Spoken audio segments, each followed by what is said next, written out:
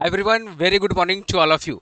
दोस्तों, हमारा fundamental information system का unit 3 which is number system, chapter का नाम क्या है? Number system. दोस्तों, इस वीडियो को आप जरूर शेयर करना एंड चैनल पर अगर नया है तो जरूर सब्सक्राइब करना और वीडियो को लाइक कर देना। और कैसा लगा वीडियो कमेंट करके जरूर बताना। दोस्तों, एक छोटा सा चैप्टर है नंबर सिस्टम। हम लोग फटाफट 10 से 15 मिनट में चैप्टर आराम से हमारा खत्म हो जाएगा। पीडीएफ का जो लिंक है वो डिस्क्रिप्शन बॉक्स में डाल दूंगा, कमेंट बॉक्स में पिन कर दूंगा। सिंपली आप पीडीएफ लिंक पे क्लिक करके हमारे टेलीग्राम चैनल को ज्वाइन कीजिएगा और इस पीडीएफ को भी डाउनलोड करिएगा, चैनल को भी ज्वाइन करिएगा और अपने दोस्तों के साथ जरूर इस पीडीएफ को शेयर कीजिएगा। कैसा लगा पीडीएफ का लैंग्वेज ये भी बताइएगा कमेंट करके थ्रू। सबसे पहले बात करते हैं सर, ये नंबर सिस्टम होता क्या है। देखो, नॉर्मली हम अपने लाइफ में जो नंबर सिस्टम यूज करते हैं वो 0 to 9 होता है ना। 0 to 9 होता है। बट हमारा जो कंप्यूटर होता है वो 0 to 9 नहीं समझता, वो सिर्फ दो ही लेटर समझता है, 0 और 1। मैक्सिमम केसेस में वो दो ही लेटर समझता है, 0 और 1। ये जो 0 और 1 जो कंप्यूटर समझता है, जो लैपटॉप समझता है, इसी को अपने बोलते हैं बाइनरी सिस्टम। ठीक है, तो नंबर सिस्टम बेसिकली है क्या?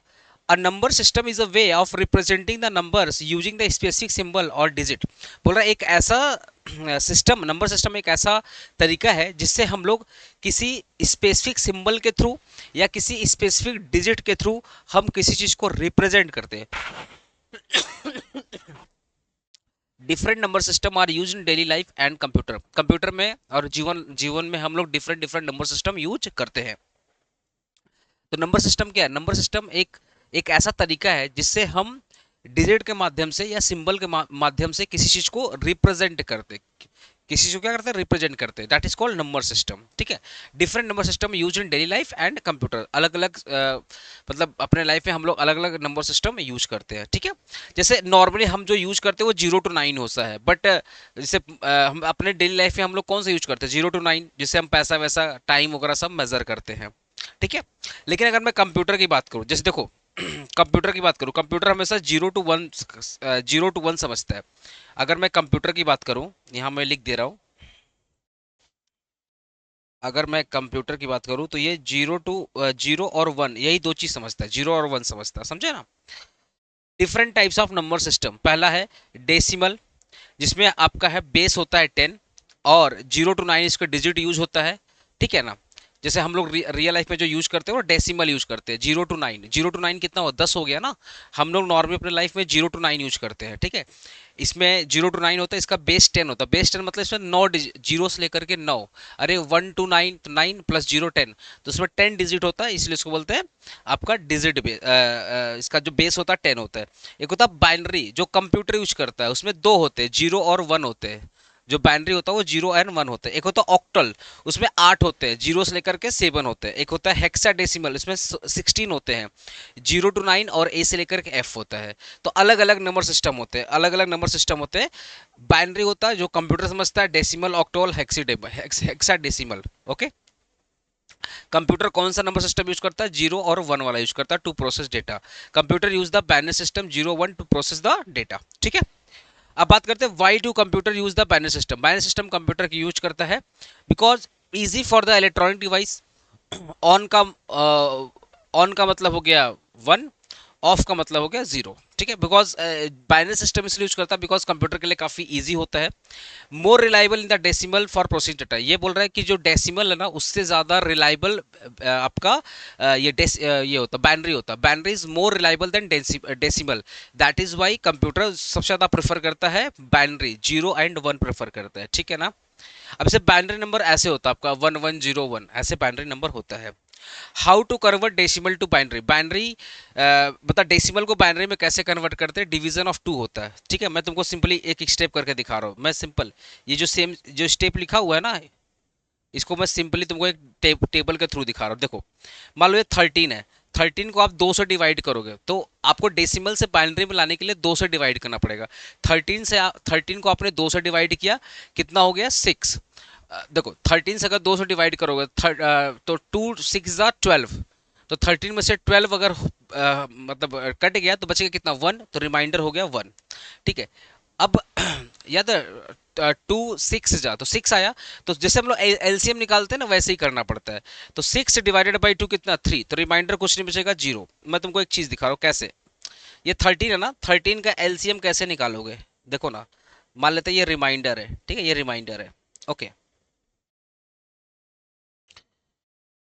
देखो 2 से करोगे तो कितना हो जाएगा यहाँ पे, 6 करेंगे, टू, 2 6 12, तो बचेगा कितना, 1 बचेगा। फिर अगर अपन इसको 2 से करेंगे तो ये 3 हो जाएगा, तो कट गया तो कुछ नहीं बचा, 0 हो जाएगा। रिमाइंडर क्या हो गया, 0 हो गया, बिकॉज 2 3 6, तो कुछ बचेगा नहीं, 0। फिर अगर 2 से करोगे तो 2 1 जा 2 तो 1 आएगा, है ना, 2 1 जा 1, 2 1 जा 2, तो बेसिकली यहाँ पे रिमाइंडर क्या बचेगा, 1 बचेगा। क्योंकि देखो ना, 2 से अगर 1 मल्टीपल अगर 2 बचेगा, तो 3 में से अगर 2 माइनस कर देंगे तो 1 बचेगा, तो रिमाइंडर भी यहाँ पे 1 बचेगा, रिमाइंडर भी 1 बचेगा। अब लास्ट में फिर हम लोग 2 से डिवाइड करेंगे तो 1 आ जाएगा और 1 आ जाएगा। ठीक है, तो यही चीज देखो, मेरा मेन आंसर जो आया 1011, 1011, यही चीज होता है। एलसीएम जैसे निकालते हैं ना, सेम ऐसे होता है आपका बाइनरी सिस्टम होता है। ठीक है, क्लियर हो गया। ओके, यहाँ पे 0 बचेगा।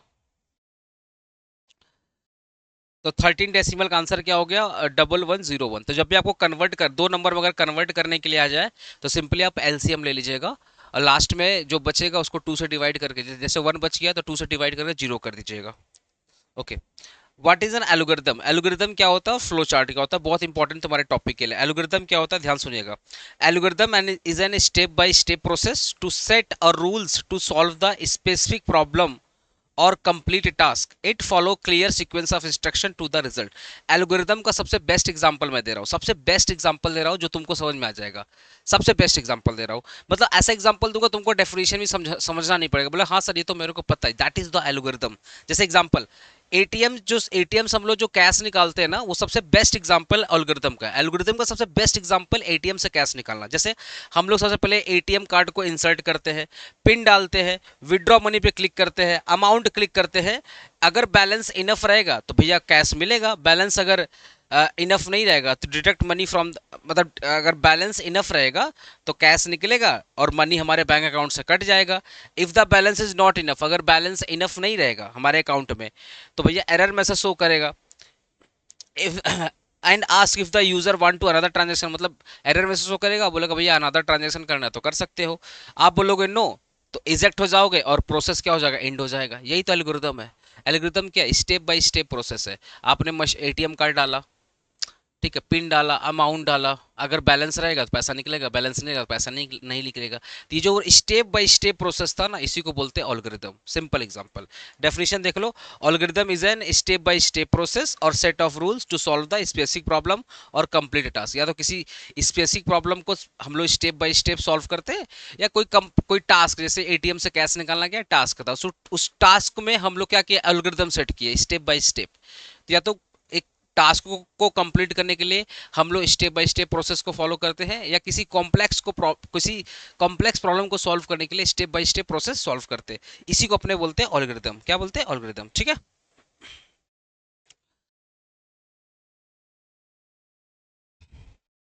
Y algorithm is so important तुम्हारे चैप्टर के लिए। देखो एल्गोरिदम जो क्वेश्चन आ सकता है तुम्हारे चैप्टर के लिए, एल्गोरिदम क्यों इंपॉर्टेंट है, because it use in computer to process data and solve problem. Algorithm इसलिए इंपॉर्टेंट, देखो हमारा जो यूट्यूब है ना वो एल्गोरिदम बेस ही चलता है।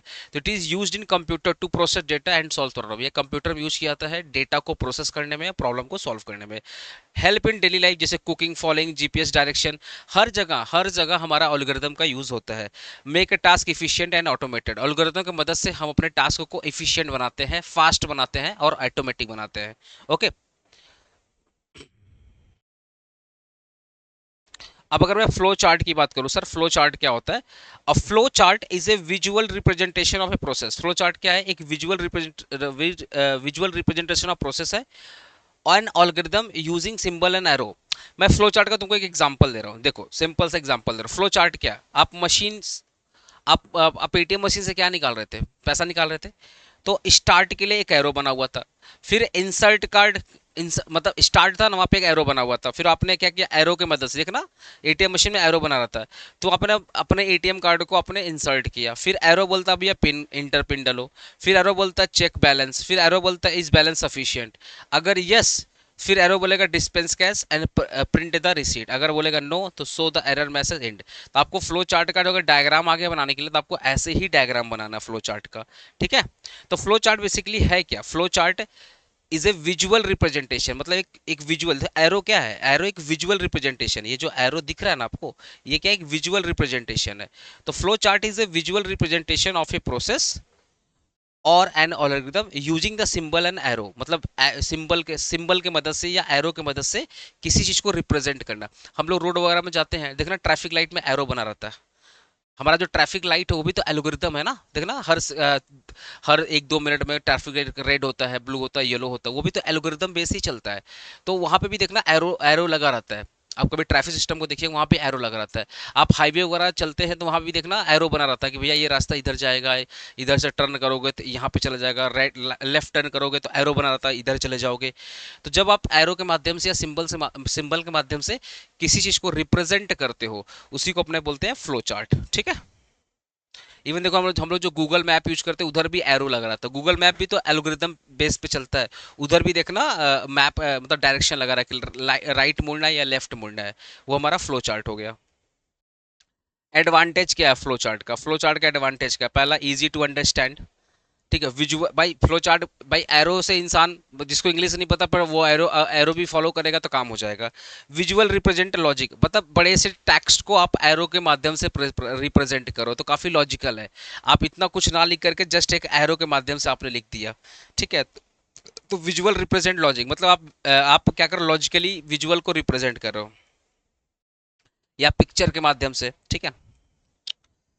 फिर help in finding error, help in finding error, helps in finding error if the process is not working correctly. Flowchart help the identify and identify the exact step and where the issue occur। मतलब बोल रहा है कि flow chart की मदद से अगर कोई भी प्रोसेस में प्रॉब्लम आ रहा है वो इजीली डिटेक्ट हो जाएगा, इजीली फाइंड आउट हो जाएगा। एग्जांपल देखते हैं। A soft developer use flowchart to find the error in a online shopping cart system। मतलब जो हमारे डेवलपर होते हैं, जो हमारे एप्लीकेशन वगैरह बनाते हैं, जो सॉफ्ट डेवलपर होते हैं, वो फ्लो चार्ट के मदद से वो एरर वगैरह फाइंड करते हैं वाइल प्रोग्रामिंग कि भैया शॉपिंग करने में क्या प्रॉब्लम आ रहा है। तो कहीं ना कहीं फ्लो चार्ट मदद करता है एरर को फाइंड करने में, प्रॉब्लम को सॉल्व करने में मदद करता है, टाइम बचाता है, एफर्ट बचाता है। ठीक है ना। डिसीजन मेकिंग में ये बेसिकली हेल्प करता है। Useful for team communication, flow chart क्या करता है, बेसिकली हेल्प करता है आपस जो टीम मेंबर है आपस में बात करने के लिए। Flow chart help the team member to work together by giving the visual guide for the process. जैसे example, an IT support team follow the flow chart to trouble shoot customer complain. मतलब कहीं ना कहीं जो flow chart होता है ना, वो टीम मेंबर के साथ मीटिंग करने में मदद करता है, कम्युनिकेशन करने में मदद करता है।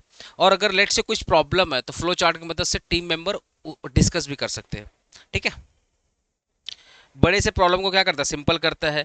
Use for documentation, increase the overall efficiency and productivity. बस आपको पॉइंट याद करना है और इजी लैंग्वेज बना करके लिख देना है।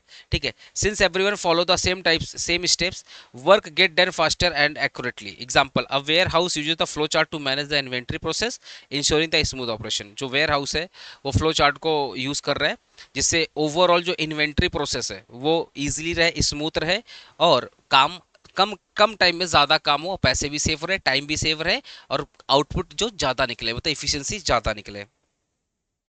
सर डिसएडवांटेज क्या है फ्लो चार्ट का? डिसएडवांटेज का पहला क्या है कि कॉम्प्लेक्स फॉर लार्ज प्रॉब्लम। ठीक है। If the process is too many step, the flow chart can become confusing and hard to read. अगर प्रोसेस बहुत ज्यादा स्टेप्स का है, छोटा मोटा स्टेप्स का है तो फ्लो चार्ट इज गुड, लेकिन अगर बहुत ज्यादा स्टेप्स है तो फ्लो चार्ट यहाँ पे कहीं ना कहीं कंफ्यूज कर देगा आपको।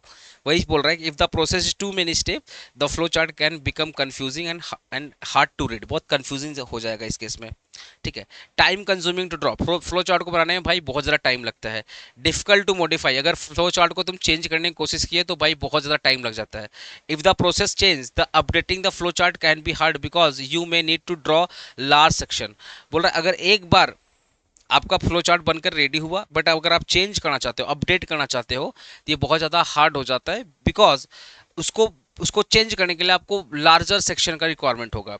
मतलब because you need to redraw larger section. मतलब अगर फ्लो चार्ट को चेंज करना है, सिंपल समझो ना, अगर फ्लो चार्ट को चेंज करना है तो बहुत ज़्यादा टाइम लगने वाला है, बहुत ज़्यादा दिक्कत करता है। Not suitable for all the problem, जो फ्लो चार्ट होता है हर एक प्रॉब्लम के लिए सपोर्ट नहीं होता, बिकॉज बिजनेस में आए दिन प्रॉब्लम होते रहता है, तो हर एक प्रॉब्लम को फ्लो चार्ट सपोर्ट नहीं करेगा। Some problem require detail explanation while flow chart can not be provide. ठीक है। अब जैसे क्रिमिनल इन्वेस्टिगेशन प्रोसेस है, वहाँ पे एनालिसिस होगा, वहाँ पे रीजनिंग होगा, जो आप फ्लो चार्ट की मदद से सॉल्व नहीं कर सकते। तो फ्लो चार्ट आपकी सारी की सारी प्रॉब्लम नहीं सॉल्व कर सकता है, कहीं कहीं पे हमें डिटेल्ड इन्वेस्टिगेशन करना पड़ता है, कहीं कहीं हमें डिटेलिंग इंपॉर्टेंट होता है। तो जहाँ पे डिटेलिंग इंपॉर्टेंट होता है वहाँ पे फ्लो चार्ट काम नहीं करेगा, ठीक है। take up to a lot of space. Larger flowchart can be too big to fit a page, making them difficult to print or display. जो जो बड़े फ्लो चार्ट होते हैं ना, उन वो ज़्यादा स्पेस लेते हैं, उनको प्रिंटिंग करने में या एक पेज में कन्वर्ट करने में बहुत डिफिकल्टी होता है। जो जो फ्लो चार्ट होते हैं ना, ज़्यादा स्पेस लेते हैं, ज़्यादा ज़्यादा उसमें कॉलम वगैरह ज़्यादा बनते हैं, स्पेस ज़्यादा लेते हैं, वो कंज्यूम मतलब ज़्यादा स्पेस कंज्यूम करते हैं। तो एक फ्लो चार्ट को एक पेज में फिट करना या उसको प्रिंट करना अपने आप में एक मतलब डिफिकल्टी वाला काम होता है। यही चीज बोला, take a lot of space, require a knowledge of symbol to read a flow chart. You need to understand different symbol which cannot everyone know. देखो भाई, फ्लो चार्ट हम और आप नहीं समझ पाएंगे, जिसको कंप्यूटर का नॉलेज है वही फ्लो चार्ट की मदद से हर चीज को अच्छे से समझ पाएगा। यही बोल रहा है कि भैया फ्लो चार्ट को समझने के लिए नॉलेज का रिक्वायरमेंट होगा। नो रियल टाइम इंस्ट्रक्शन, अब flow chart is static. Flow chart क्या होता है, फिक्स होता है, कोई रियल टाइम इंटरेक्शन नहीं होता, meaning it can not show live update like software does. जो फ्लो चार्ट होता है वो स्टैटिक होता है, फिक्स होता है। जैसे सॉफ्टवेयर हमें नए नए अपडेट्स देते रहता है, फ्लो चार्ट हमें कुछ भी नया अपडेट नहीं देगा, जो आपने फिट कर दिया वही दिख रहा है, उसमें कुछ भी चेंजेस नहीं दिख रहा है। व्हाट इज डिसीजन टेबल, नया टॉपिक पढ़ते हैं। डिसीजन टेबल क्या होता है, डिसीजन टेबल क्या होता है, ध्यान सुना।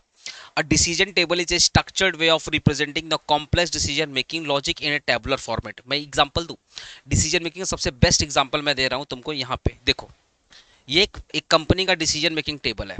अगर कोई 50 रुपए से ज्यादा, मतलब यहाँ पे $50 है, मान लो रुपया रुपया समझ लो तुम लोग, कोई भी कस्टमर अगर 50 रुपए से ज्यादा ऑर्डर देगा तो कंपनी ने डिसाइड किया है किस कस्टमर को डिस्काउंट देना है और किस कस्टमर को डिस्काउंट नहीं देना।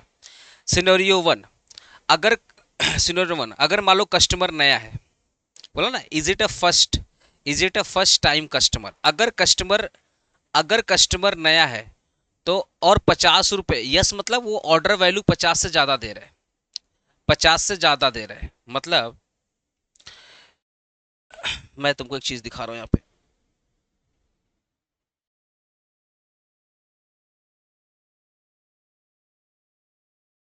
ये इसको रिप्रेजेंट कर रहा है।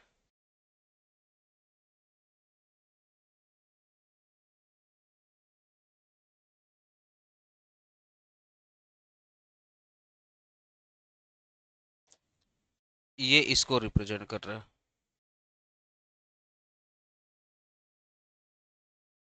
ऑर्डर वैल्यू इसको रिप्रेजेंट कर रहा है, ठीक है। और ये डिस्काउंट वाला जो प्रोसेस है, ये इसको, ये टेबल है, ये गाइस टेबल है, ठीक है।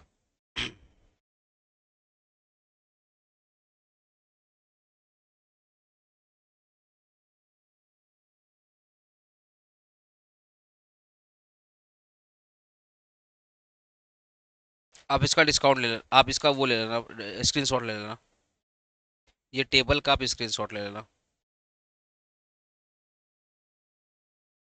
ठीक है, ये टेबल है। आप समझ गए।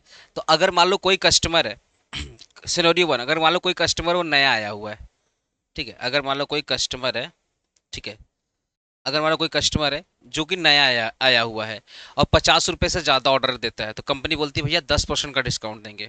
सिनेरियो टू की बात करते हैं, कस्टमर नया है, 50 रुपए से कम ऑर्डर दिया, देखो नो आया ना, मतलब 50 रुपए से कम ऑर्डर दिया है, तो कंपनी बोलती है भाई नया कस्टमर है, चलो 5% का डिस्काउंट दे देते हैं। सिनेरियो थ्री देखते हैं, सिचुएशन थ्री देखते हैं।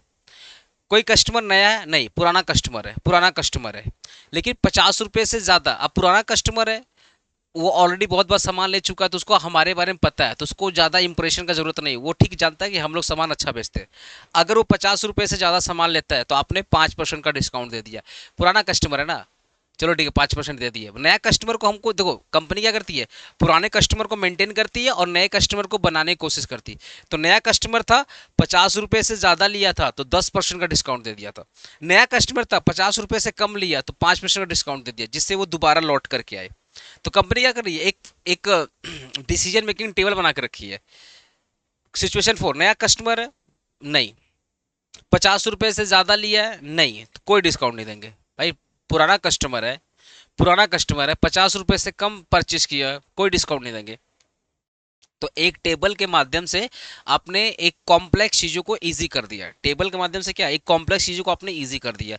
इसी को बोलते हैं डिसीजन मेकिंग टेबल। ये जो है ना, इसको क्या बोलते हैं, decision making table.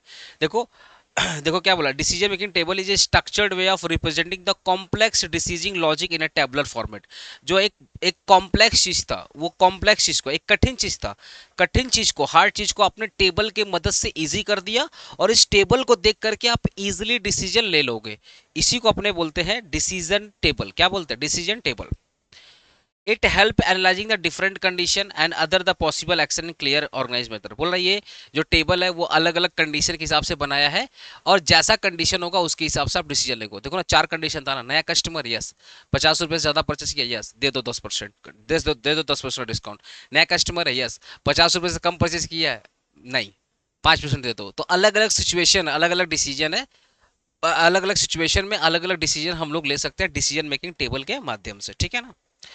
Sir decision table क्यों यूज करते हैं, simplify the complex decision making. जो डिसीजन काफी हार्ड हो सकता है, हम लोग उसको टेबल के माध्यम से इजी कर दिए है। अवॉइड कंफ्यूजन, कंफ्यूजन कम हो इसलिए टेबल यूज करते हैं। Useful in programming and business, ठीक है, प्रोग्रामिंग करने में ये काफी ज्यादा मदद करता है। मतलब टेबल के, एक बार टेबल आपने बना लिया, फिर उसके हिसाब से आपने कोडिंग करके सॉफ्टवेयर बना लिया। Use in software development and banking and customer services. मैंने क्या बोला, टेबल बना लिया, अब कोडिंग की मदद से आप क्या करोगे, नए नए डायग्राम, नए नए सॉफ्टवेयर आप बना ले जाओगे, ठीक है। एडवांटेज क्या है, एडवांटेज क्या है, जस्ट आप रीड आउट कर लीजिएगा। इसका जो एडवांटेज आप रीड आउट कर लीजिएगा, आपको समझ में आ जाएगा। इसका जो एडवांटेज आप रीड आउट करिए, बहुत इजी लैंग्वेज लिखा हुआ, आप समझ में आ जाएगा आपको, ठीक है ना। डिसएडवांटेज क्या है, डिसएडवांटेज क्या है, डिसीजन टेबल का डिसएडवांटेज क्या है मैं समझा दे रहा हूँ। Large table can be difficult to manage. जो बड़े टेबल होते हैं उनको मैनेज करने में काफी दिक्कत हो जाता है। Not visual like a flow chart. इसमें क्या होता है, फ्लो चार्ट में विजुअल होता है, तो विजुअल देखकर लोग समझ जाते हैं, पर डिसीजन मेकिंग में कोई विजुअल नहीं होता। तो flow chart easily easy to understand है, डिसीजन मेकिंग टेबल थोड़ा सा हार्ड टू अंडरस्टैंड है, तो ये वन ऑफ द डिसएडवांटेज हो गया। Require careful planning. ऑब्वियसली जब आप टेबल बना रहे हो तो उसको बनाने के लिए काफी केयरफुल होकर के आपको बनाना पड़ेगा, काफी अटेंशन देकर के आपको बनाना पड़ेगा, ठीक है। Hard to modify when is rule change. ये तो नॉर्मली वही था, फ्लो चार्ट में अगर एक बार बन गया या कुछ मॉडिफाई करना चाहते हो, हार्ड टू चेंज, वही सेम चीज यहाँ पे भी आ गया कि डिसीजन मेकिंग टेबल एक बार बन गया तो चेंज करना काफी मुश्किल हो जाता है, ठीक है। Does not show the step step logic. देखो फ्लो चार्ट में क्या होता है, स्टेप बाय स्टेप लॉजिक होता है, पर डिसीजन मेकिंग टेबल में कोई स्टेप बाय स्टेप प्रोसेस नहीं होता। तो इसमें क्या होता है, अपने को पता नहीं चलता है कौन सा फर्स्ट स्टेप है, कौन सा लास्ट स्टेप है। A decision table only show the condition result but does not explain the how decision reached। मतलब जो डिसीजन टेबल है ना, वो बोलता है इस सिचुएशन में आपको ये डिसीजन लेना है, लेकिन आपको नहीं आपको स्टेप नहीं बताएगा, ये नहीं बताएगा कि आपको इस कंडीशन में लाना कैसे है। मतलब स्टेप्स नहीं बताएगा, जस्ट बोलेगा अगर ऐसा सिचुएशन रहेगा तो आपको ये डिसीजन लेना है।